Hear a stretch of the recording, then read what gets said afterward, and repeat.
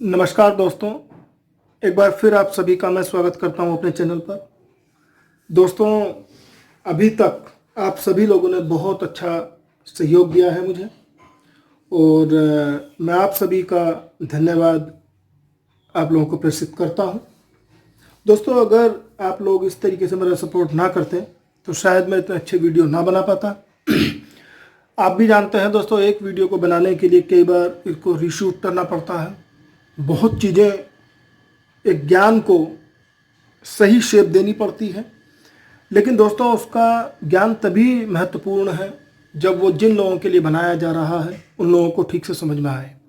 और आज धीरे धीरे मैंने बात भी की थी, आपसे चर्चा की थी, मेष लगन से लेकर के मीन लगन तक की कुंडलियां मैं आपको बताऊंगा, आपको समझाऊंगा, और ताकि आप आसानी से कुंडली विवेचन करना सीख जाएं। अपनी कुंडली में कौन कारक ग्रह है, कौन मारक ग्रह है, इनके बारे में आप समझ जाएं।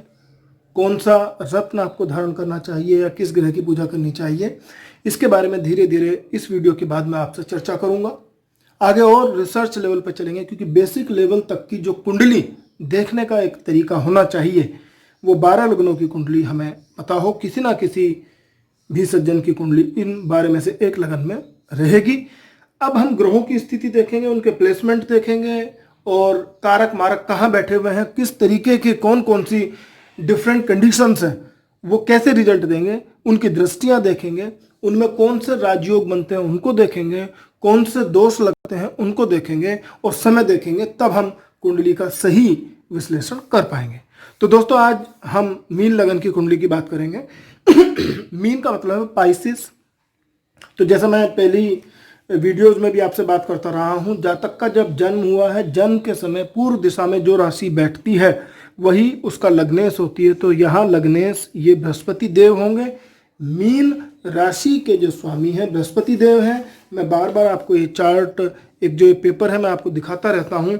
देखिए, मीन लगन के, मीन राशि के जो स्वामी हैं बृहस्पति हैं, और यहाँ पर धनु राशि के बृहस्पति हैं। तो ये आप ढंग से समझ लीजिए, 5 हमारी जो ग्रह ऐसे हैं जो दो दो के मालिक हैं, जैसे शुक्र हैं, वृष और तुला के हैं, बुध हैं, मिथुन और कन्या के हैं। इनको आप ऐसे भी समझ सकते हैं। देखिए दोस्तों, यहाँ पर अगर हम बात करें, मेष का मंगल है, ठीक है जी। और अगर आप यहाँ से थोड़ा सा हम आगे चलते हैं, 2 और 7 के स्वामी एक है, 3 और 6 के स्वामी एक है, 4 और 5 के स्वामी एक है। सॉरी, 4 का स्वामी चंद्र है और 5 का स्वामी जो है सूर्य है, ठीक है। तो आपने समझा, 2 और 7 का एक है, 3 और इधर 6 का एक है, ठीक है जी। तो ये थोड़ा सा हमें समझना पड़ेगा। और अगर हम यहाँ बात करते हैं मेष लगन की, तो देखिए, मेष 1 और 8 का स्वामी एक ही है, 2 और 7 का स्वामी एक है, 3 और 6 का स्वामी एक है, 4 5 को छोड़ दिए। अब यहाँ पे हम बात करें, 9 और 12 का स्वामी एक है, 10 11 का स्वामी एक है। ये एक याद करने का तरीका ये भी हो सकता है। अगर हम थोड़ा सा नीचे बढ़े, यहाँ पर 9 और 12 का एक है बृहस्पति, और 10 और 11 का कुंभ और मकर का स्वामी जो है शनि है। तो ऐसे याद कर सकते हैं आप जैसे चाहें। तो अब थोड़ा सा हम आगे बढ़ते हैं। इस कुंडली के जो लग्नेश हैं, जो स्वामी हैं, जो राजा हैं, जो आत्मा है, वो बृहस्पति देव हैं। तो ये इस कुंडली के सबसे ज़्यादा कारक ग्रह माने जाएंगे। लग्नेश है चूंकि, तो बृहस्पति जो है, 2 घर इनको मिले हैं यहाँ पर केंद्र में। तो लग्नेश को केंद्राधिपति दोष कभी नहीं लगता, ये मैंने पहले भी आपसे डिस्कस किया है। और केंद्राधिपति दोष का मतलब यह है कि 3 6 8 12 में अगर उस ग्रह की प्लेसमेंट हो जाए जिस पे हम लगा रहे हैं। जैसे अगली मैं राशि यहीं पे केंद्र की बात करता हूँ, 3 और 6 राशि दी हुई हैं, ये बुध देवता की हैं। स्टार मैंने यहाँ पे लगाया हुआ है, बुध देवता भी कारक होंगे। देखिए, माता, वाहन, भूमि का डिपार्टमेंट है, और ये दाम्पत्य जीवन का डिपार्टमेंट है। दोनों ही बहुत अच्छे डिपार्टमेंट हैं। लेकिन केंद्राधिपति दोष लग जाएगा बुध को अगर 3 6 8 12 में है, या बुध जो है नीच राशि का यहाँ बैठ जाए होकर के, तो भी जो है वो नीच में बैठ जाएगा। तो खराब रिजल्ट मिलेंगे इस कुंडली के, ठीक है दोस्तों।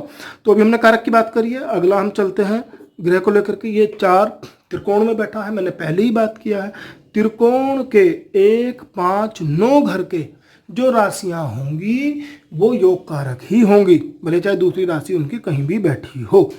तो देखिए, यहाँ चंद्रमा देवता चंद्रमा देवता यहाँ कारक हुए 4 भाव के, ठीक है जी। ये बहुत ही त्रिकोण का अच्छा डिपार्टमेंट है। लव रोमांस का डिपार्टमेंट है, औलाद का डिपार्टमेंट है, अचानक जो गेन होने हैं उनका डिपार्टमेंट है। पांचवा त्रिक भाव, और सबसे बड़ी बात यह है कि अगर हम बात करें बृहस्पति के, वैसे तो ये मित्र है, ठीक है जी, सूर्य देवता के साथ, लेकिन भाव गलत हो गया, तो इसलिए इस कुंडली के अति मारक ग्रह रहे हमारे सूर्य देवता। ठीक है दोस्तों, अब हम फिर बात करते हैं थोड़ा सा शुक्र देवता की। शुक्र देवता चूंकि ये बृहस्पति देवताओं के गुरु हैं, शुक्र देवता धानुओं के गुरु हैं, ये भी मेहनत का डिपार्टमेंट है इनका, और छोटी मोटी यात्राओं का डिपार्टमेंट है, और इधर खर्च का डिपार्टमेंट है। इधर बात करें तो ऑब्स्टेकल्स का है, ससुराल पक्ष से मिलने वाली प्रॉब्लम्स का है। हालांकि गहरी खोज इसमें कर सकता है आदमी, लेकिन दोनों ही घर गलत हैं, तो शुक्र यहाँ पर अति मारक ग्रह हुए। ऐसे ही दोस्तों अब अगर हम बात करें 11वें 12वें भाव की, फिर 12वें भाव की बात करें, 11वां भाव भी जो छोटे मोटे रोग का डिपार्टमेंट है, ये मकर और कुंभ के जो स्वामी हैं हमारे शनि देव हैं, तो शनि देवता को दिया गया है, ये भी मारक है, तो शनि इस कुंडली में मारक हो। ठीक है दोस्तों, यहां पर चलते चलते एक चीज मैं जरूर आपको बता दूं, आप मिथुन लगन की कुंडली ले लें, कन्या लगन की ले लें, धनु लगन की ले लें, मीन लगन की ले लें, उनमें सम ग्रह कोई नहीं होगा, वहाँ कारक और मारक ही केवल होंगे। इन 4 के अलावा बाकी जो 8 लग्न हैं उनमें सम ग्रह भी होंगे, ये नोट कर लीजिएगा। देखिए कुंडली की विवेचन की जो बहुत गूढ़ चीज़ें हैं दोस्तों, जो इम्पोर्टेंट चीज़ें वो मैं आपको बताता चलता हूँ। त्रिकोण की मैंने बार बार बात करी है कि त्रिकोण में जो राशि बैठी होगी वो हमेशा योग कारक होगी। बाद में हम प्लेसमेंट देखेंगे, देखिए मैं फिर बात बोल रहा हूँ, प्लेसमेंट बाद में देखेंगे, प्लेसमेंट के बाद उनके हम फल की बात करेंगे। हाँ, कारक जो ग्रह होगा वो जिस भी घर में जाएगा, जिस भी घर में बैठेगा, जिस घर को देखेगा उसके ही भाव में वृद्धि करेगा, वो अच्छा हो या बुरा हो। तो हमने अभी तक बात की है कि एक तो बुध को केंद्राधिपति दोष लग सकता है, अगर इस कुंडली की वो तब है जब 3 6 8 बारे में वो बैठा हो। तो इस कुंडली में अगर मैं थोड़ा सा बात करूं, देखिए शनिदेव, शुक्रदेव, सूर्यदेव ये मारक रहे, और कमाल की चीज़ है, शुक्र की एक राशि यहाँ बैठी है त्रिक भाव में, और सूर्य खुद त्रिक भाव में इनकी एक राशि है, राशि का एक ही राशि है, और यहाँ जो 11वीं राशि इनकी कुंभ जो है शनिदेव की वो बैठी हुई है। इसका मतलब ये हुआ शनि, शुक्र और सूर्य, शनि, शुक्र और सूर्य अगर ये तीनों ही हमारे त्रिक भाव में बैठते हैं तो विपरीत राजयोग बनाएंगे, और उस समय इस कुंडली के रिजल्ट बहुत अच्छे होंगे और अच्छे फल वो देंगे उस केस में। अदरवाइज तो किसी भी घर में बैठा दीजिए, वो बुरे ही फल देने वाले हैं। अब बृहस्पति चूंकि लगने से कई बार कुछ पंडित जो है थोड़े से जहाँ कम ज्ञान है वो एकदम बता देते हैं कि आप जी पुखराज पहन लीजिए। पुखराज तब पहने प्लेसमेंट देख करके। अब प्लेसमेंट के लिए मैं बार बार ये आपसे एक चार्ट डिस्कस करता रहता हूँ। देखिए बृहस्पति की अगर मैं बात करूँ, मैं एक बार फिर आपसे डिस्कस करना चाहता हूँ, तो बृहस्पति यहाँ मकर राशि में उच्च के होंगे, और जो यहाँ पर यहाँ कर्क राशि में उच्च के होंगे, और मकर राशि में जो है ये नीच के होंगे बृहस्पति देवता। तो अगर बृहस्पति देवता की मैं थोड़ी देर के लिए प्लेसमेंट आपकी यहाँ कर देता हूँ, यानी लग्नेश का जो स्वामी बृहस्पति है, लॉर्ड जो है, वो अगर यहाँ आकर के बैठ जाए तो क्या होगा जी? तो देखिए 10वीं राशि में ये नीच के हो जाएंगे। ऐसे में अगर इनको कोई पुखराज बता दे तो बिल्कुल ये भट्टा बैठा देगा उसका, और आदमी को प्रॉब्लम होगी, उसको रोग होंगे। ठीक है जी। दूसरी चीज, कारोबार की, प्रॉपर्टी की प्रॉब्लम रहेगी, उसका अच्छे से प्रोफेशन नहीं चल पाएगा। और बृहस्पति ऐसी 1 2 3 4 5वीं दृष्टि देखेगा तो अनावश्यक मेहनत बढ़ेगी। 7वीं दृष्टि में वो औलाद को भी प्रॉब्लम देगा, पेट के विकार हो सकते हैं, अचानक जो गेन है उनमें प्रॉब्लम आएगी। 8 9 दाम्पत्य भाव को देखेगा तो वहाँ भी दिक्कत ही देगा अगर बृहस्पति नीच का है। थोड़ी देर के लिए हम क्या करते हैं भाई साहब, बृहस्पति को उच्च की तरफ लेकर के चलते हैं। तो देखिए यहाँ से जो 7वां घर है सीधा, वहाँ ये उच्च के हो जाएंगे। बृहस्पति देवता, अगर बृहस्पति देवता को यहाँ बैठा देते हैं तो आप ये देखिए कि यहाँ पर आप पुखराज पहन सकते हैं अगर डिग्री कम है तो। और दूसरी चीज़ ये है कि यहाँ पर आपको अच्छे लाभ होंगे, जॉब से रिलेटेड जो है सारी चीज़ें अच्छी रहेंगी आपकी, आपका स्वास्थ्य अच्छा रहेगा। फिर उसके बाद अगर 7वीं दृष्टि एकदम सीधे देखें, यहाँ पे छोटे मोटे लाभ भी होंगे, कोई रोग किसी तरीके का नहीं लगेगा। और सीधे जो है यहाँ पे 7वें के बाद 9वां भाव आपको देखेगा, तो आपका अपना पराक्रम, आप ज्ञानवान होंगे, सूझवान होंगे, तो बड़ा अच्छा रहेगा। तो देखिए ये कुछ चीज़ें हैं दोस्तों जो हमें बहुत ज़्यादा ध्यान रखनी है कि कारक ग्रह भी कैसे गलत रिजल्ट दे सकता है, कैसे मारक बन सकता है। बात करते हैं यहाँ पे मंगल देवता की। मंगल देवता की अगर हम थोड़ा सा बात करें तो बार बार मैं ये चार्ट बात करता हूँ। देखिए बृहस्पति जहाँ उच्च के होंगे वहाँ मंगल नीच के होंगे। बृहस्पति मैंने बात करी इधर, तो ये भी थोड़ा सा आप ध्यान रखते हैं। ऐसी बुध और शुक्र में एक अपनी कॉम्बिनेशन है। बुध जहाँ पर उच्च के होंगे, शुक्र देवता वहाँ नीच के होंगे। बुध देवता देखें यहाँ उच्च के हैं तो शुक्र देवता नीच के हैं। तो ये कुछ थोड़ा से याद करने के तरीके हैं। ऐसे ही सूर्य की अगर हम बात करें तो ये, और सूर्य के अगेंस्ट जो है ये शनि है। जहाँ सूर्य उच्च के होंगे वहाँ शनि नीच के होंगे। तो दोस्तों ये छोटी छोटी चीज़ें। चंद्रमा जो है सेकंड राशि में जो है वृष राशि में उच्च के होंगे, और यहाँ पर हम बात करें वृश्चिक राशि में ये नीच के होंगे। तो ये थोड़ा सा ध्यान रखिएगा प्लेसमेंट के बारे में, क्योंकि अगर ये चीज़ें आपको ध्यान रहती हैं ऊंच नीच की, तो आप अच्छे से कुंडली को विवेचन करना सीख जाते हैं।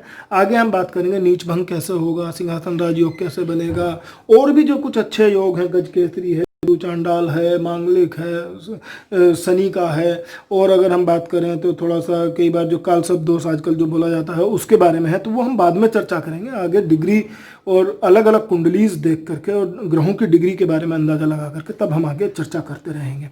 चलिए खैर दोस्तों आगे चलते हैं।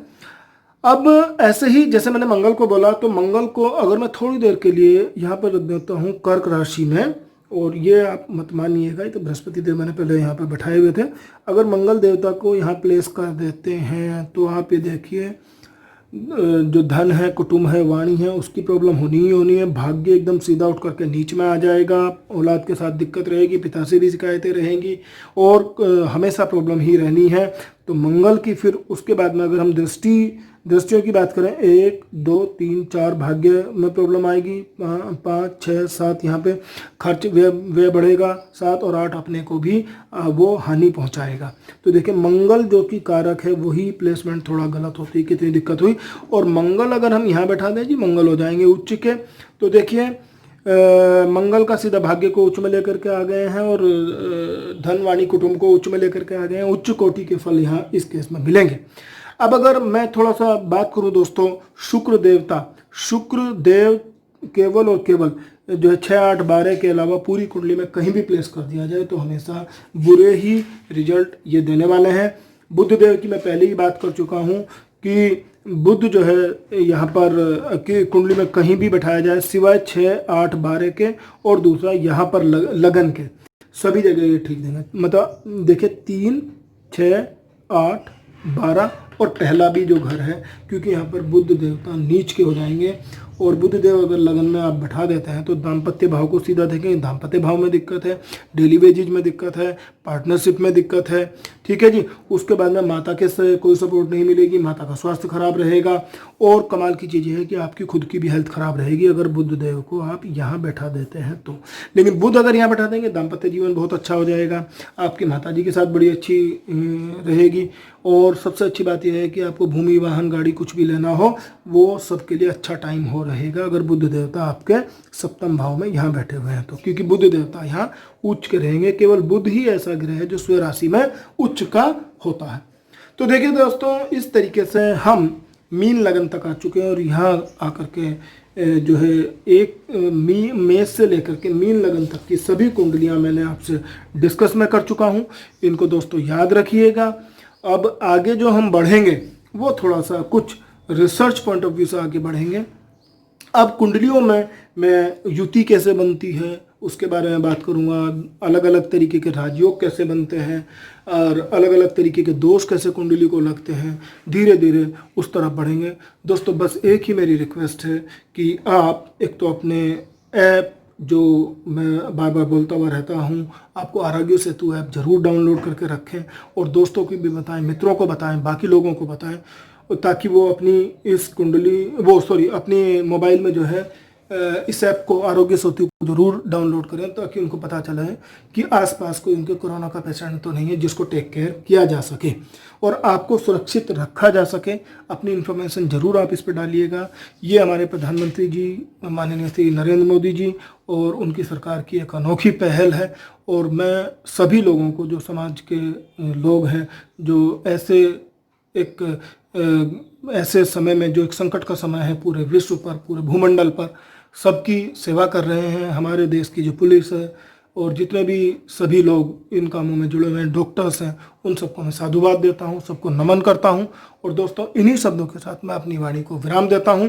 मिलेंगे अगली वीडियो में कुछ अच्छी चीज़ों के साथ। ये मैं आपके स्वास्थ्य की मंगल कामना करते हुए केवल चलते चलते मैं एक थॉट ऑफ द डे आपसे डिस्कस कर लेता हूँ कि अगर जब भी आप घर से बाहर निकलें किसी भी काम के लिए, तो आप पूर्व दिशा की तरफ मुंह करके निकलें और गणपति जी का ध्यान करते हुए जो है, जब अपने घर से बाहर निकलें तो पूर्व दिशा में पहले मुंह कर लें और गणपति जी को, उनको नमन करें, क्योंकि गणपति जी जो है विघ्नहर्ता बोले जाते हैं। इससे आपके सभी काम बनेंगे, अच्छे रहेंगे। दोस्तों, ये छोटे छोटे थॉट्स हैं जिनको आप अप्लाई करते हैं तो आपका मन भी शांत रहेगा। और इन्हीं शब्दों के साथ अपनी वाणी को मैं विराम देता हूँ।